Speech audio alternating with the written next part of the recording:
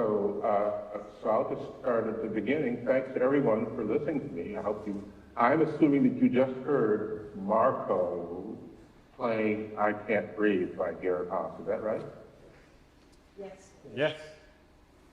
Okay, so I don't have to show any part of that since you've already heard what I imagine to be a super duper performance of the piece.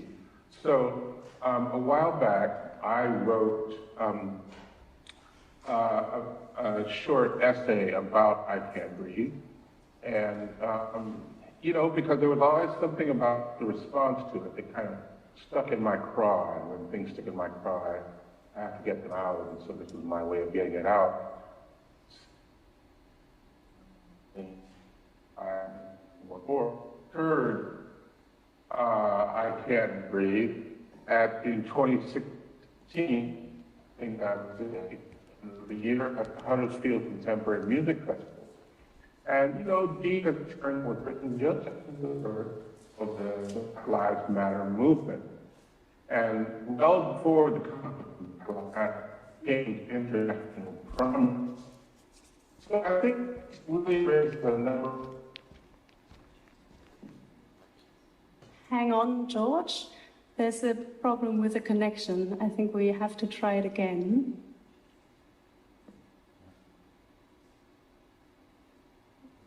Maybe George is muted for some reason. George's microphone is muted. So I'm going to share it again. Okay, here we go. Let's try again. Okay, yep, gotta have a good connection. Are we on? Are we back on? Yeah, I think so, yeah. Okay, maybe if there's a couple things I can turn off here that would make life easier. Let's just see. Yeah, let's see, turn that off. Turn that off. You know, the more stuff you have on, the more difficult it is. Okay, let's see. I always have a bunch of stuff on. So, all right. So, let's start again. Okay. Now, I don't know how much you heard, but as I said, this piece was written just after the birth of the Black Lives Matter organization. And it raises a number of important questions about the response to the international new music community to what we can look at as an increasingly multicultural and multiracial, i.e. creolized societies in which its performances, curatorial direction, and critical and philosophical inquiries are being presented. And I do have a sort of an interesting perspective on that personally, because I just spent the last year in Berlin at the Wissenschaftskolleg, and we presented a number of performances, and you know, I've been able to speak on the radio in Austria and Germany with my sort of fractured German on this topic. And it seems to me that there's a lot of goodwill toward thinking about these issues, but there's also a lot of resistance. And rather than go into that for now, I'll just say that certainly where you guys are in Germany, it's an important site for thinking about these issues. Just this morning, I was looking at I can see some German television from my house in New York, and we were looking on Dreisat, it was a show called Woher kommst du eigentlich? So, where do you actually come from? And it was about blackness in Germany. So anyway, but we're not going to talk about blackness in the United States. I Can't Breathe was conceived and written in 2014 as a response to police execution of an African-American citizen on a New York City street. Garner's, quote, crime, quote, was selling Lucy, that is, single cigarette to a pack. Now, this is said to be technically a form of tax evasion, but tax evasion is not a capital crime. However, a bystander filmed a police officer resisting Garner bodily with an illegal chokehold. On the video, as you'll see, well, you'll see it. Come to the last. Can I please leave me alone?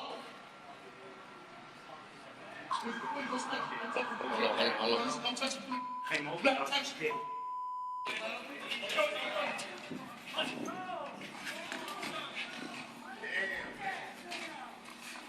Put your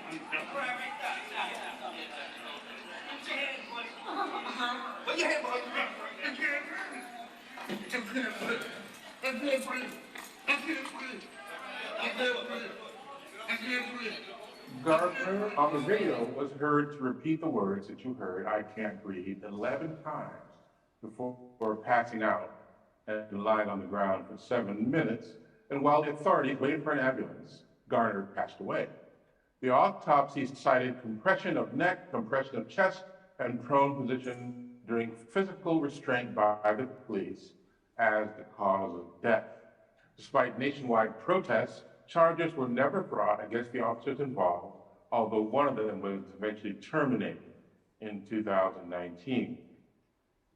So it seemed clear that the Haas piece took on renewed relevance with the May 2020 police murder of George Floyd, and who, before passing away, interspersed urgent pleas to be allowed to breathe with plaintive calls to his deceased mother. In the wake of the much larger worldwide protests over Floyd's killing, the widest range of individuals and institutions, including those in the field of new music, are being called to account for their actions, particularly regarding race. And I've always been intrigued with the questions raised by I Can't Breathe, so I decided to talk to both Marco and Georg Haas about the piece. And the method I'm using in this talk to combine our respective dialogues is similar to the next to last chapter in my 2008 book of Power Stronger Than Itself, the AACM and American Experimental Music, in which I selected quotes from nearly 100 interviews with AACM members to fashion an imagined intergenerational dialogue about overarching social, cultural, and aesthetic issues that the organization and its individual members faced over the decades. I blend this new imagined dialogue with critiques of scholarly writing about I Can't Breathe. I begin with Georg's understanding the motivation of the work. Well, said Georg, it was a spontaneous activity. It happened when we looked out of the window at our house and we saw some demonstrations, Black Lives Matter, below us. And I said, okay, we have to go down there, join this. And suddenly this anecdote popped up about Chopin, when he heard that about the revolution in Russia and decided, instead of going to Paris, to fight in this revolution. He changed again and he decided to go to Paris and work for the idea. And it's clear that this actually helped the revolution in Poland much more than he could have done by being part of the military activity. In the same way, I decided it's not my job to protest in the streets. It's my job to protest in the arts. And maybe this is one of a few pieces of mine which had some non-musical connotation. Now, at the time, Georg was already quite late with another much larger commission, but as he recalled, because it was such a spontaneous idea, there was no time for me to make a large, huge internal discussion about what is the right way to discuss this. Just do it. Do it now. And I think this idea is one of the possibilities to go to work as an artist. Well, the present essay was prompted by a discussion I had with Marco a while back, this past summer, in fact, about the frequent negative responses to a Facebook announcement that his new music group, Ensemble Musique Fabrique, posted about their then forthcoming online release of the Lockdown tape with Marco's performance of I Can't Breathe. Indeed, a number of the comments around the Facebook posting indicated that white new music people really had no business even speaking about the topic. One commenter suggested that Haas had appropriated the words of a dying Black man to become his anodyne aesthetic plaything. Well, the fact that such an apparently non-confrontational work could generate such heated debate seems ironic at first hearing of these.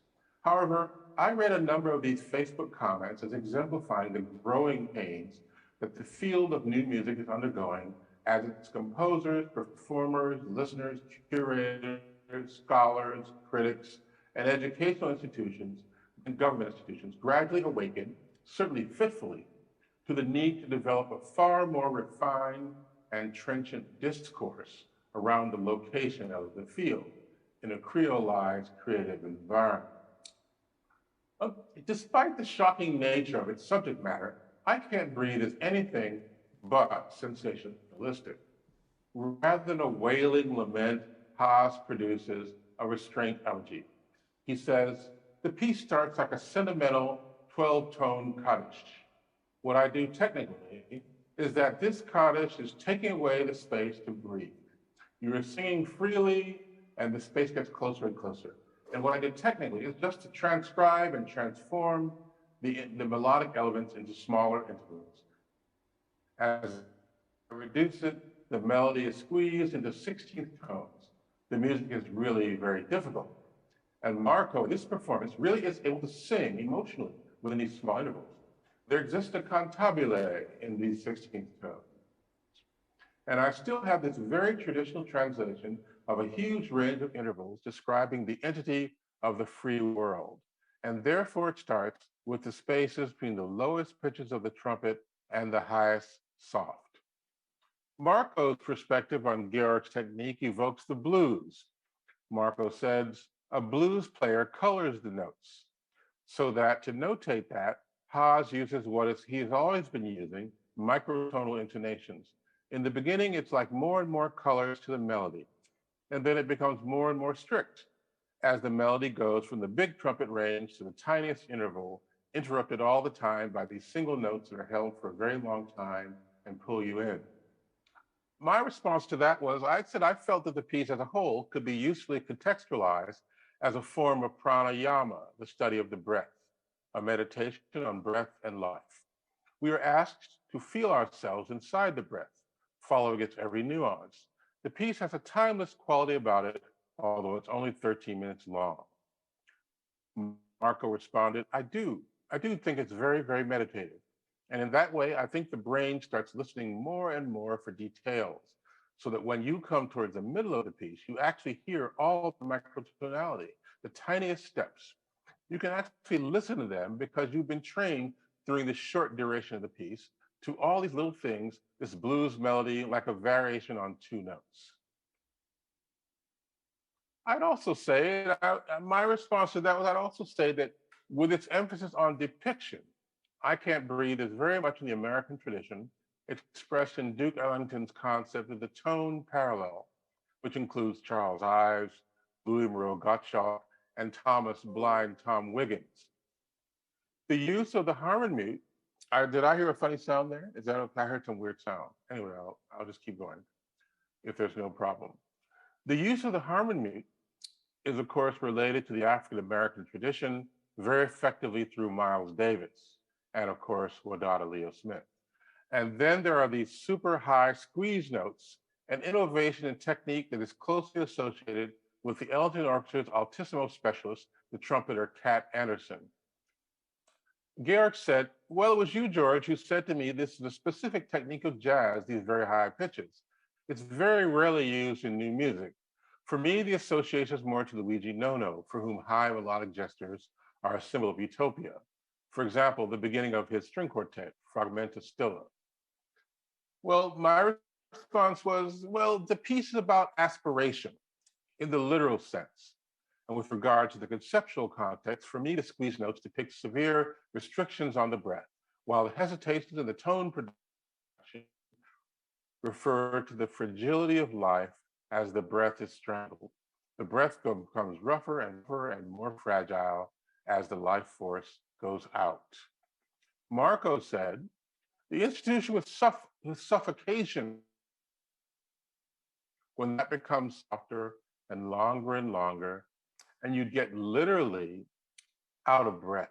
But I don't think it's really meant that way. And then the piece falls apart after that. It loses structure also by the use of softer and softer mutes. And then in the end, it's just the silences and the single notes, which are, as in the beginning, very, very long. Now, you guys heard all this just now, so it's very interesting to hear Marco talking about it and Georg in this way. Don't you think, Marco said, that when you listen to a piece and you see somebody play a very long phrase, it's almost like you stop breathing? I think that when you have long silences, the same thing can happen. I feel that sometimes in the audience, people do not dare to even breathe anymore. I said, well, it's like the audience can't breathe. And you, the trumpeter, evoke a sense of empathy via a kind of transubstantiation.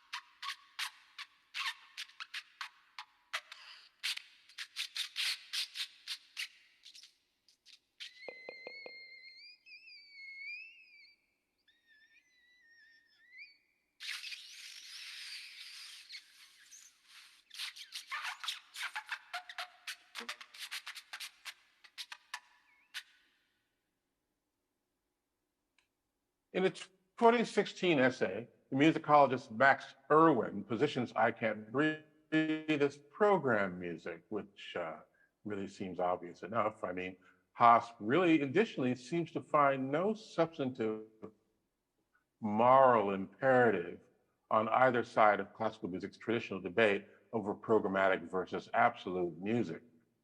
However, the author provocatively, that is, Irwin, provocatively characterizes the nature of the program as, quote, more accurately, Western art music snuff.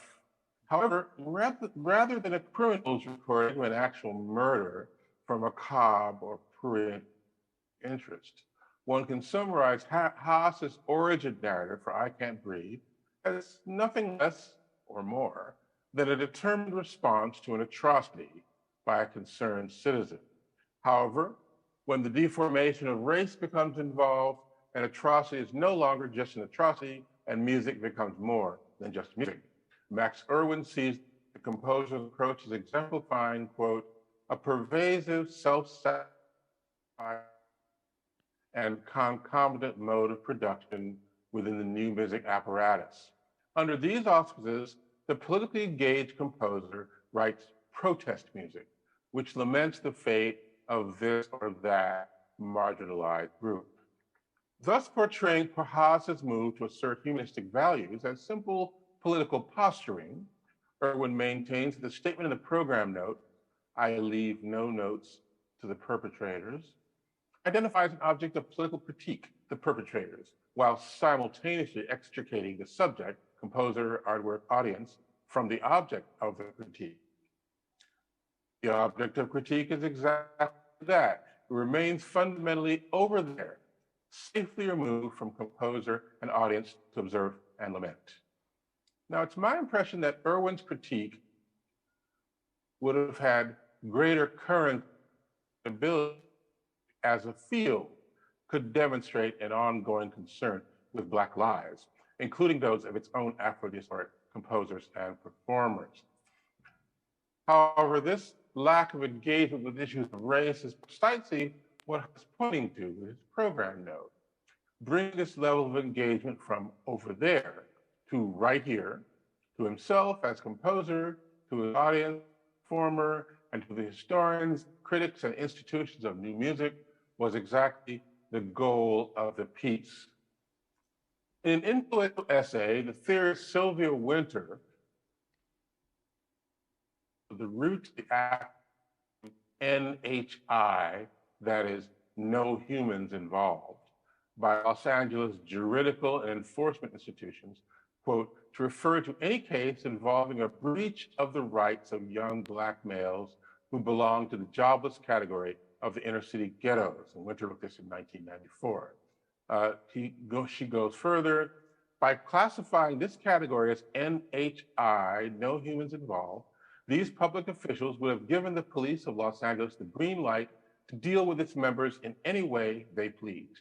You may remember too, that in the earlier case of the deaths of young Black males caused by a specific chokehold used by, in this case, Los Angeles police officers to arrest young Black males, the police chief, Darrell Gates, of the King incident, explained away these judicial murders by arguing that Black males had something abnormal with their windpipes.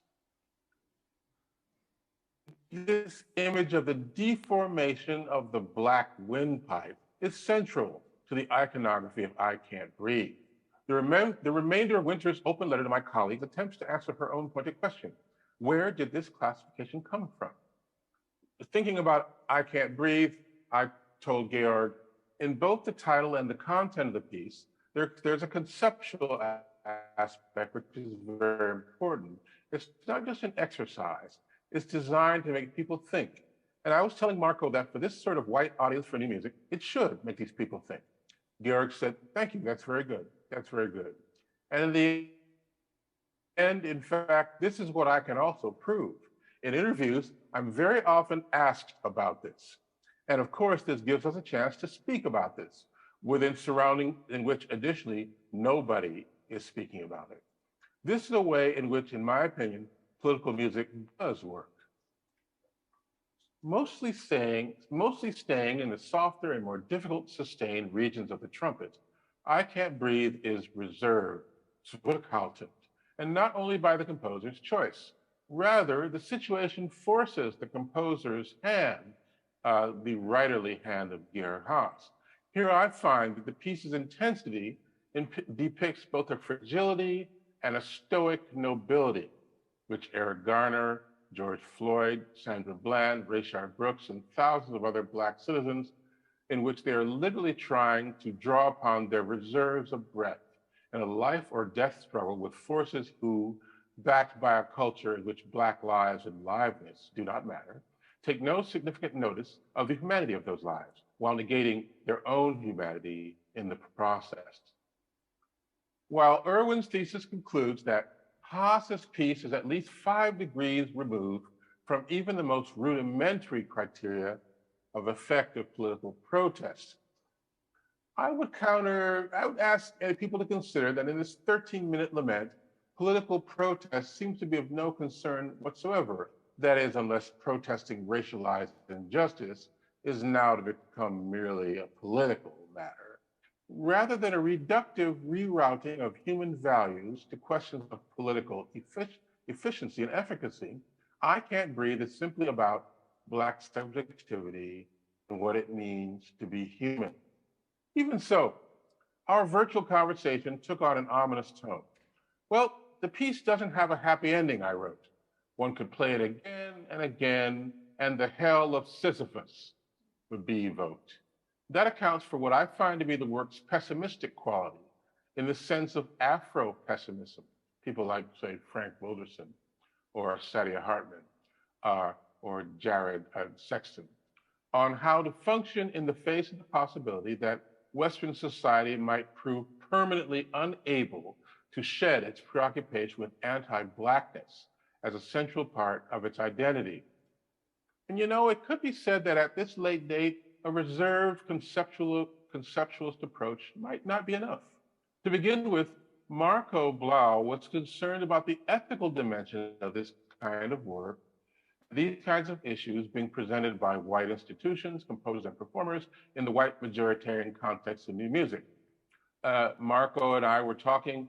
You don't think that, he said, you don't think that when I go to that festival, I ask my fee and I play that piece, that somebody is profiting from the situation?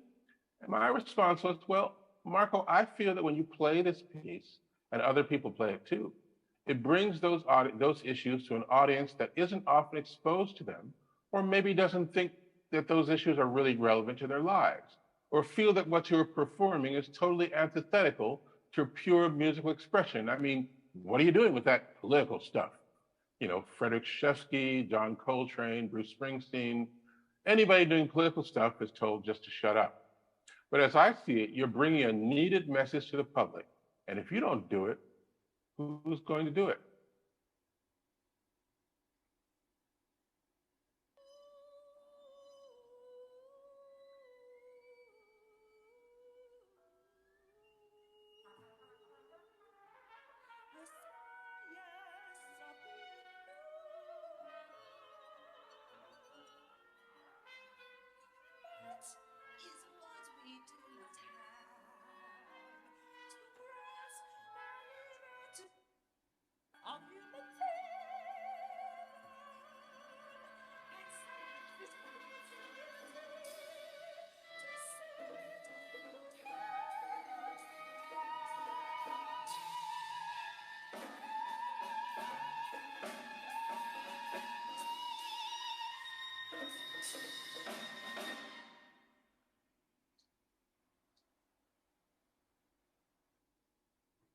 Sylvia Winters saw the disclosure of the category NHI as an opening from which to spearhead the speech of a new frontier of knowledge, able to move us toward a new correlated human species and ecosystemic, etc. Such a new horizon, I propose, will also find itself converging with other horizons being opened up at all levels of learning. I don't think she was talking about new music, but that certainly applies. It is only by this mutation of knowledge that we shall be able to secure as a species the full dimensions of our human autonomy with respect to the systemic and always narratively instituted purposes that have hitherto governed us, hitherto outside of our conscious awareness and consensual intentionality. And for me, this new awareness bears strong resonances not only for the understanding of I Can't Breathe, but for the future of new music itself. In the end, a creolized work like I Can't Breathe represents itself as a move toward a new identity for new music, no longer framing itself as a globalized pan-European sonic diaspora. The goal of a creolized new music field is less about pursuing diversity than achieving, and this one is for you new music heads out there, achieving a new complexity that promises far greater creative depth by recognizing the widest range of historical, geographical, political, and cultural cross connections. As the philosopher Arnold I. Davidson has noted, multiplication of perspectives means multiplication of possibilities. As Georg Friedrich Haas has declared, with this piece, I declare my solidarity with the protesters. Indeed, each performance of I Can't Breathe demands from contemporary music a further solidarity and an affirmation that Black lives and Black liveness do matter to its history and its future. So I try to keep it short. That's all I have for now. Thank you very much.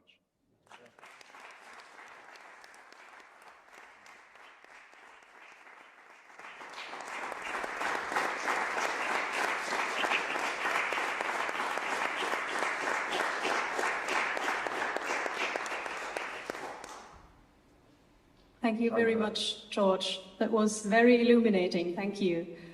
We'll have a short interval now.